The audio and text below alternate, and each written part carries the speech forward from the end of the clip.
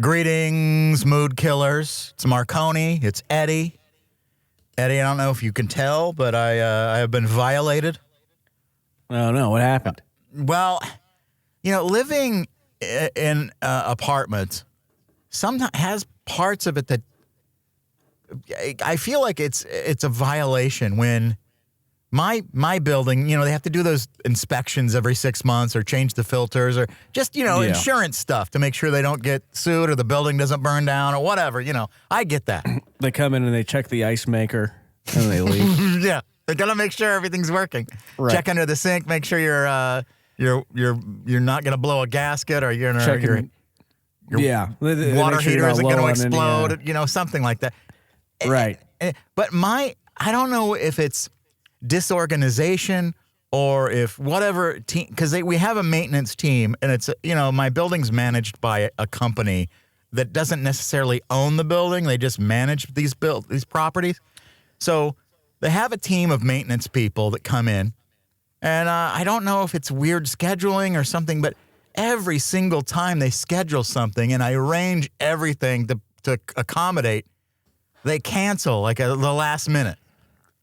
And I started thinking, they're canceling because maybe they were looking for somebody. They thought somebody had a meth lab going and they were trying to get them because they couldn't get a warrant or the police involved, whatever it is.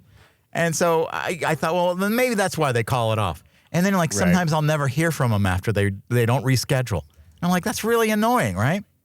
Well, this last week, they canceled and I'd unscheduled everything. I'd planned my whole work week around them coming in because sometimes it's a window of 4 or 5 hours, and so you don't know. You could be sitting there for 10 minutes. You could be sitting there for 3 hours or more. So the thing is they come in and they never have done this before, but at the last minute the lady said, "Oh, by the way, we have to check your bathroom to make sure the water pressure or whatever is under the sink is working properly." Or just, I'm fine with that. But let me know. Because usually I have my bedroom and the back bathroom area to myself while they do all these things. And so the last minute I'm like, you understand, I have to quarantine my cats. And I've got to get the litter box in there. I got to get them some treats so they're satisfied. Hide all your firearms. That's right. So I just, it's a lot, and it's not really the worst thing in the world. And I know everyone has it. And sometimes part of it is when you work from home, they're invading your workspace. So you have to stop production of whatever you're doing to accommodate these things. And it's annoying.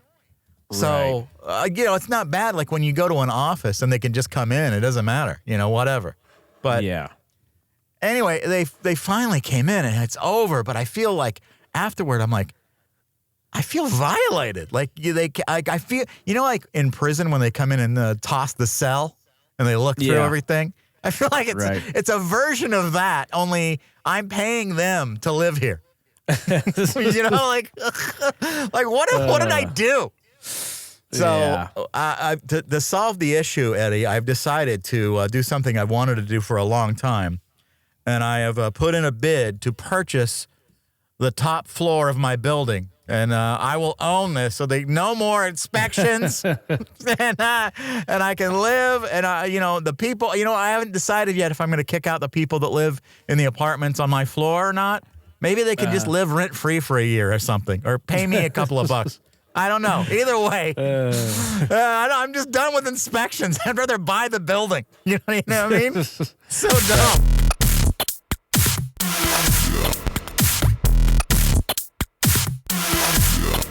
Well, Eddie, it's time for a segment that I haven't done in a while, and I know you love. It's my Marconi-Logs. We love these. I write these down, and sometimes they're good. I don't really know, but I'm really trying them out on you. And if you like them, maybe there's something to it. And then they go through your whole content machine. I mean, then these things end up on thousands of radio stations, and then in your social media, and then Adobe. I use them on sometimes when I because I do shows on Adobe now. Yeah. So I know that's what's going on. Is I'm hearing Marconi-Logs, and I love it. And I know it's weird because you have the behind the scenes, and anybody I know how the sausage is made. Yeah, that's right. You've been part of this machine for a while, right? I know exactly what you're doing. I know that's going to end up in 5 other places, but you work smarter, not harder, and it sounds great everywhere. What I do is I do it on Adobe Radio first, and then it goes elsewhere, and then you syndicate from Adobe Radio. That's right. My number one job is Adobe Radio. So, whatever you're doing, it's fantastic. I'm a fan. Well, that's good. I mean, when the CEO of the company says they like it, then that's good, right? It's like I don't know who's the CEO. I'll have to find him. Some guy. Okay, so here we go. Marconi-Logs. I write these things down, and I test them out on Eddie, and then of course, then I shop them around on various open mics before they go anywhere else. Right. Here's one. All income is disposable income if you're brave enough. You think about it. By the way, I haven't been spending hardly any money. I've been treating myself to some like takeout food, like once or twice a month. That's about it, though.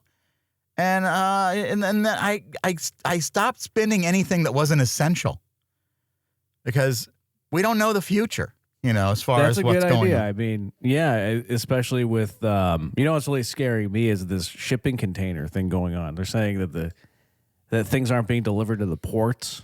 So it's like you either need to save money or stockpile. One of the two. Yeah, it's weird because, I bought a bunch of stuff at the beginning of the year thinking I have to buy equipment for, my business because of tariffs.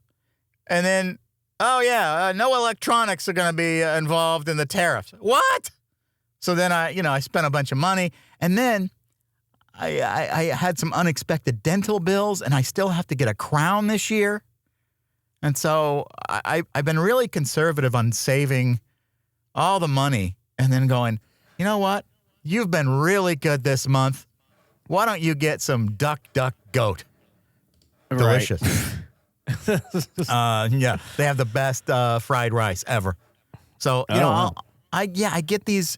I'll treat myself once in a while, but nothing extravagant. And I don't really shop on Amazon anymore because Bezos can suck it as far as I'm concerned. It's hard to, avoid it, but I commend you for that. I tell myself that all the time, that occasionally I have become so trained that when I need something instantly, I'll wait until the last second because, you can just get it from Amazon. But right.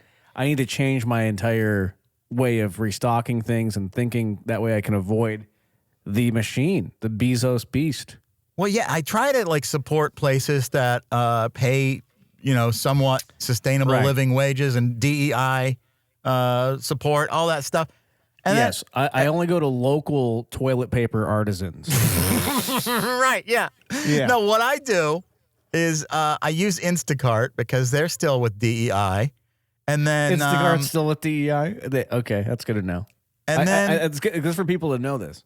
Kroger is too. Costco, of course. And so there's a couple of Kroger establishments in my area. One's called Meijer. And they're like an everything store. So sometimes I can get stuff that I would normally buy on Amazon there. And so that's, and it's cheaper because I'm not paying like the the extra tax that they put on. When somebody sells something, they're like reselling and it's not directly from the company. Yeah. And so they'll charge you like $5 or $6 extra for whatever reason. Right. Because you're already getting prime delivery, but you're paying for their delivery, whatever it is.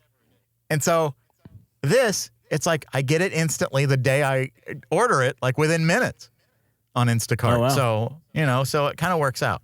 Yeah. They don't have everything, but a lot of stuff they have. But right. Anyway, that's what will we do? Oh, yeah, Marconi-Logs. Right. Okay, here's another one. I do have to ask you a question before you jump into this next Marconi log. Oh, yeah, of course. I did hear a Marconi log where you mentioned that you did stand-up comedy. I heard that on Adobe. Did you do that for real, or is that... I can not confirm nor deny that. I wouldn't want anyone that I know seeing anything I do. You know, it's really embarrassing because I've done it before. I did it in Portland. You know, I would do open mics with people like Ron Funches and Ian Carmel. And these are like two of the greatest guys in comedy. And you've seen Ian with me, and I've seen Ron Funches, of course, is on everything. And they just used to be guys that would go to open mics and do comedy around Portland. And now, you know, he wrote for James Corden, and he, you know, writes for the Emmys and the different shows and all this stuff. And then, you know, Ron Funches is on everything, voicing stuff. And here I am, this lunatic. It's like, I can't believe they were, like, actually nice to me. Like, why? They're funny. I'm not. You know, I do whatever. But and it's so like, you actually got up there, huh? Yeah, it's terrifying. And I mean, that takes a lot of cojones to get up there. It's terrifying, and most of the time, if you know any of the comedians in the audience, they're not laughing at you because you're competition to them. Yeah, and they're. Did you get any laughs, or was it all? I don't know. I was, like when they show those scenes in movies where a gun goes off near a guy's head and it's just ringing. That's what I hear when I am on any stage, anytime. Like I can't hear a thing. Yeah. Speaking of stand-up comedy, there's a stand-up comedy club probably about 10 minutes from the Adobe studio here where I'm at. Yes. And Jay Leno is there every Monday. Every Monday he's there. I'm like, this guy don't have a life? I think every you need Monday to start going. This thing. You need to start going and checking him out. I really want to go. Big Job Jay. I want to go check it out. Jay Leno. Yeah. You know, I love Burbank. You know, I think it would be funny if you became fake friends with Jay Leno. Okay. Yeah, he's around here all the time. People and then you know what? See him. Here's what would happen. He'd probably win you over somehow, even though he's done a lot of douchey things. Conan's not a bad guy. You know, it's the higher ups. You know, they just I did what Mark Zucker told me to do. That's all. Yeah. Oh my God, that's great. I was number one. They wanted me to leave. I don't. Every time I see him, he looks because he's in his 70s now. I think. Yeah. He's starting to look his age. You know. Yeah. He always kind of looked young with gray hair, but now he's starting to. The video on Instagram, I think I sent you where he was at a gas station and he's walking across the parking lot. He's all old and hunched over now, and he's walking very slowly when somebody put the Tonight Show theme song behind him. And it's like, Jay Leno. I don't know. I thought it was funny. But, oh my God. This is like, yeah, I really think the weird thing is David Letterman looks better than Jay Leno. Right. I mean, in my mind, he always has, but he looks younger. So right. And Dave's got the the gray hair and the big beard, and Jay just looks like, what is that? It's like his skin is dripping. I don't know. Is he on the Ozempic? We want to know.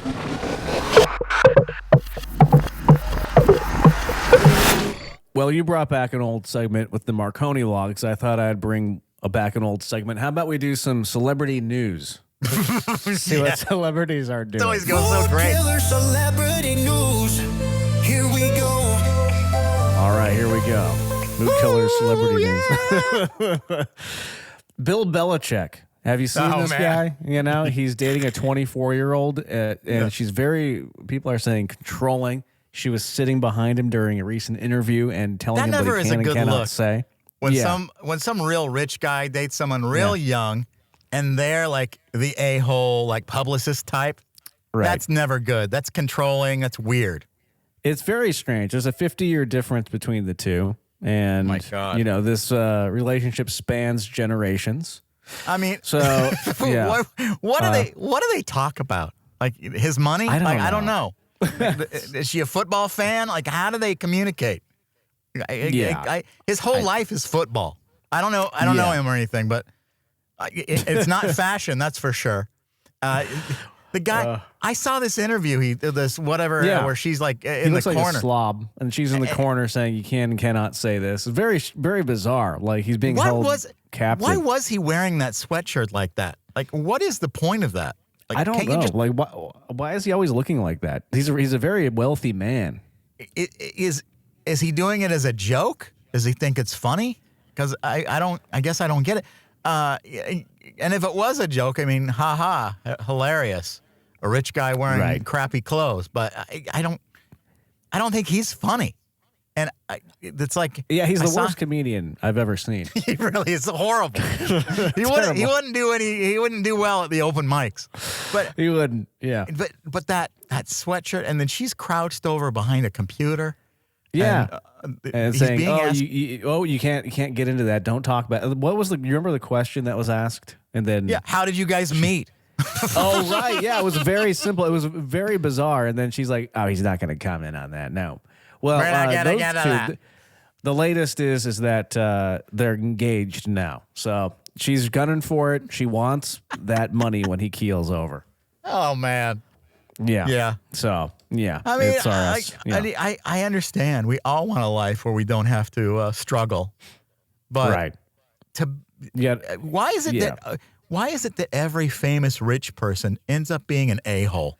And I'm not saying all of them, but like these people that on certain sides of politics are all like angry, mad at everything, and they're mad at poor people. Like Bill Burr, I think, said it best. Like, what are you so mad about? Like, what's I know you're very things wealthy. Worked out pretty well for you, right? Food killer celebrity news. Here we go. All right. Is there more? No, that's it. That's the whole jingle. I was hoping for more. Oh, Eddie, we were talking about all kinds of stuff. It's a weird time to be alive, but this is something that might take your mind off of it. I saw this and it got me thinking, and I thought you'd have some thoughts on it too. Okay, your friend gives you $200 to gamble with. Okay. I don't really gamble, and if somebody gave me $200, I'd probably buy some food or something, But a grocery. Okay, yeah, a grocery. You gamble with this money, this $200 a person gives you, and you win like $262,000. Okay, very specific. So, yeah, it's crazy. So what would you do? Would you give? Because to me, I always do what Eddie, we've always talked about, get a lawyer first, right away. Yeah, I'd lawyer up, and I'd build a bunker. That's right. But would you give the person that gave you $200 like $20K or something like that? I mean, why are they giving me $200? I guess it's the context around that. If they're like, hey, here's $200, I don't want it back, just go have fun. That's one thing. But if I asked to borrow $200, like if I just have $200, let me hold on to $200 real quick, and then right. I think you have to arrange this beforehand too. Like for example, Fish here at Adobe, he was going to Vegas a couple weekends back, so I offered to give him $100, and I was like, you put and we had an arrangement. I said, take this $100 in cash and put it all on a red, and then if you win, we'll split the earnings. So I think you kind of have to be up front, and if the person who is lending the money is not up front, then I think that's really on them. And in the end. If they're drunk and they're just like, yeah, I just won a bunch of money, here's $200, go do whatever, then no, you wouldn't. I mean, but if it was you, like if you gave me $200 and said the same thing, like, just go have fun, and I won hundreds of thousands of dollars, I give you some, Well, I mean, it depends on so are they gambling with you in Vegas? Let's say, it's one of your friends. In that case, that's a different context to me, because it's like if you're in the same casino and somebody's like, I just won $1,000, here's $200 to go see if you have any luck. Yes, then I think you do split it equally. Because at the same time, then would it be easier just to arrange it with your lawyer and your bank or whatever to pay the person $10,000 a year? Yeah, until it's all paid off. Yeah, I think because that's a good amount of money to get. Like, hey, I just got a $10,000 bonus for the next 5 years or something. But That's if pretty cool. if it was something like that, you're in the same casino, you're on the same trip together, and somebody says, "Here's $200, go play that table over there," and I think I think you're morally obligated to split the money.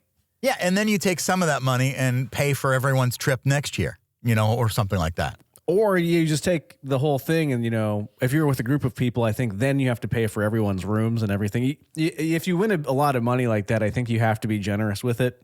There's like no way around it. Or you don't tell anybody you won the money. That's the other option. You can hide in a hole. You disappear and you buy a castle in the south of France or something, and you never heard from again. Well, you tell everybody, "Oh, I'm changing my flight. I'm going to stay one extra day, guys," and you cash out when everyone's gone. And you delete all your social media accounts, and you just disappear forever. You'll never see me again. Celebrity news. Here we go. Here we go. All right. Doesn't that make you want to dance by the Let him cook. Let him cook. Mood killers, celebrities. So Katy Perry, everybody's talking about Katy Perry. And of course, her space flight sparked backlash. People are saying that this all-female Blue Origin space flight is just phony. And, she became a laughing stock after this stunt during economic hardship across the country. She comes down and, while fans can't afford a rent, she's talking about how she's up in space missing gravity. And people are what like, about Gail King, who also said, "Have you been to space? Have you been to space?"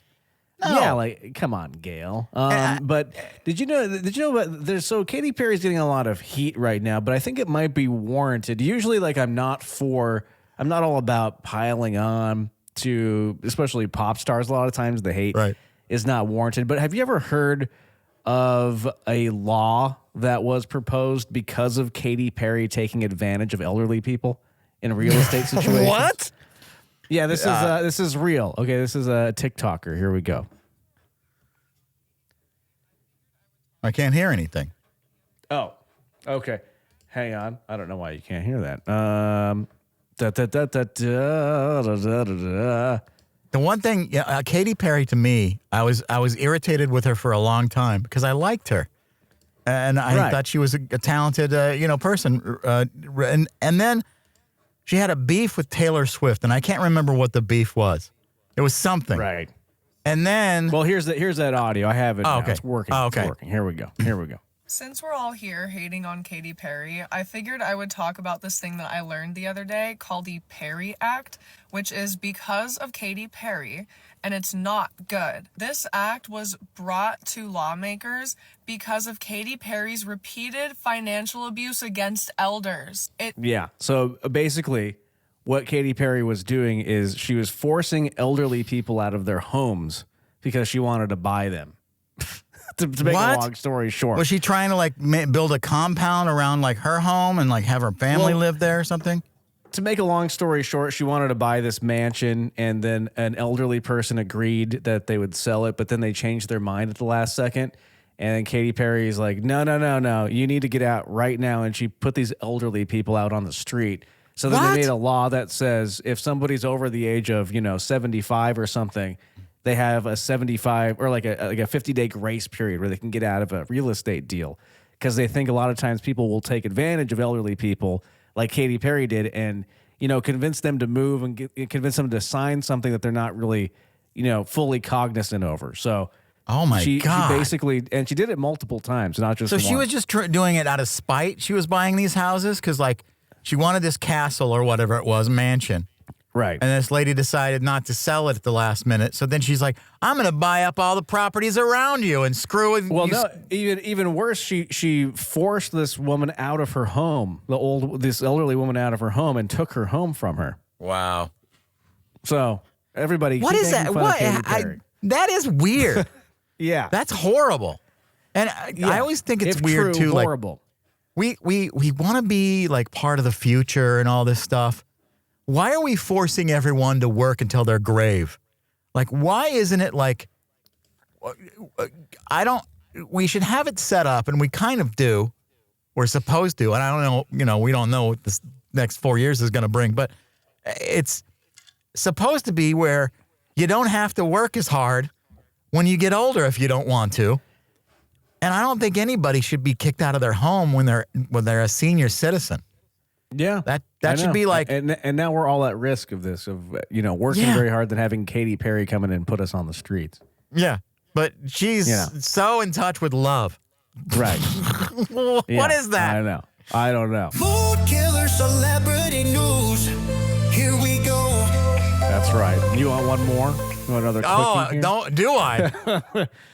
Okay, well, Lady Gaga's Mayhem Tour just kicked off at Coachella. Lady Gaga. And if you want to compare a real performer to Katy Perry, Lady Gaga versus Katy Perry is just really there's no comparison there. Like Katy Perry looks like a kid doing a dance in front of her parents, while Lady Gaga is a professional and does an amazing, beautiful job. That Coachella performance was just great. It was fantastic. Mind blowing.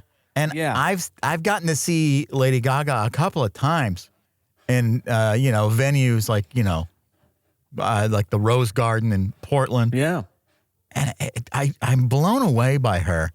And then just to see her on an even bigger stage, just totally destroying everything. It was everything you wanted and more. Right. Really. Yeah. And I don't think it's, Lady Gaga against Katy Perry, but there really is no comparison anymore. Like, she destroyed that.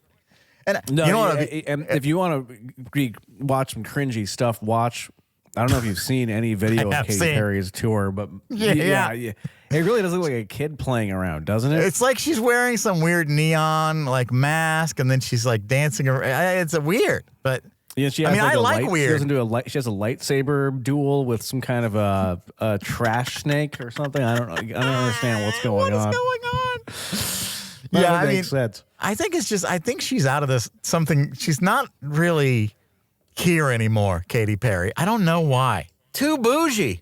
Yeah, it's weird. It's very weird. She's out there. But Lady Gaga, I like her. She's a good kind of weird.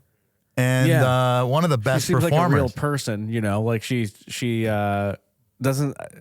She's the good weird. Like, she's an artistic person, but she seems to have be a grounded, like a pop star of the people. And I say that because I saw when her latest song got popular, people were doing dance videos on TikTok. There wasn't a single time where I did not see her commenting on these people dancing. She loves how many views her monsters. Yeah. She loves her fans. It's great. And I think Chapel Roan is a version. She's not. I wouldn't like to compare her to Lady Gaga, but there's sort of I could see the same audiences enjoying Chapel Roan like they were at Lollapalooza last year. And it turns out she's kind of insufferable, though. It kind of seems like that on social media, but I feel like she's just saying, "Hey, I don't have to go along with everything just because I'm famous," and I appreciate that because it's she does, true. Though it says right here, that's the contract of being famous. Yeah, she says no. She says no, Eddie. No.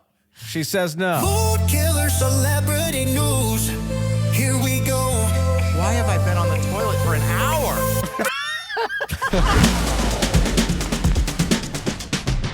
Well, that's gonna be it for another episode of Mood Killers. Eddie, I always have fun when you're involved. It's just okay. I mean, some people will say that. I know. It's fun. It's always a good time here at Mood Killers. And I don't. It doesn't even matter to me what we talk about. It's always fun. We literally can talk about anything. We like to have fun here. And I like to end each episode with a dollop of joy. And this one, I don't know if this has come across your FYP, but I don't know her name, but I know she's a Japanese lady, and I know she plays piano. Okay. And on her shoulder, she has several, but one of the main ones I always see is her rooster co-pilot. Okay. I looked this up on ChatGPT. I had to imprint, because all her titles are in Japanese. So I had to use ChatGPT to interpret what she said, and it just said her rooster is named Co-Pilot, like Co. And so what she does, she has this beautiful grand piano, and then she has like a big rooster. I think she has a couple of them. The rooster loves sitting on her shoulder while she's playing piano, and then, he does what roosters do. So here now is Ko, and I wish I knew this lady's name, but she's the Japanese piano lady on TikTok. Okay.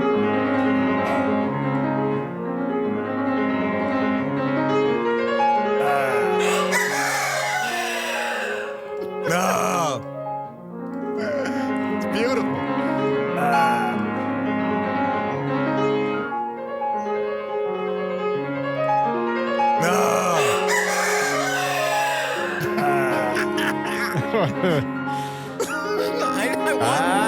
That's how I want to wake up every day. Right. This woman playing piano.